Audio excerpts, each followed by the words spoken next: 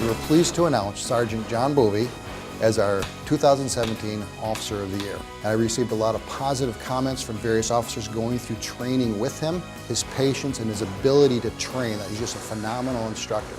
I guess my approach of how I do the job is you're not being a leader if no one's following you.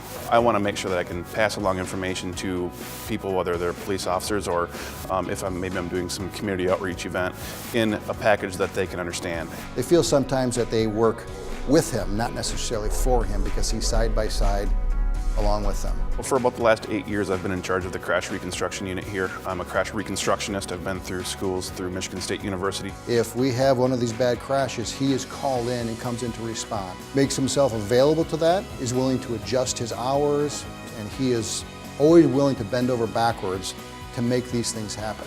Jon is very outgoing, friendly, and seems to know everybody in Holland. I'm a hometown kid. I was brought up here, born and raised here in the community. I went to Holland Christian High School, Grand Valley State University, and it was always my goal to stay here in the community. I never wanted to move outside of home. It's important for the community to have officers and supervisors like Sergeant Boeve. In fact, I want to share a story a second, and this sort of epitomizes the type of officer and sergeant that Sergeant Boeve is. He ran into an individual who was homeless, who had some warrants out for his arrest. In going through the booking process, he found this individual had not had an opportunity to shower, to wash his clothes in an extended period of time. And he was hungry, and so Sergeant Boeve purchased food, took all the dirty clothes home to his own house, the next day washed it. And it's someone that I had encountered many times before. He and I have a personal rapport. I've known him for probably 10 years of my 15-year career, and I've encountered him many times.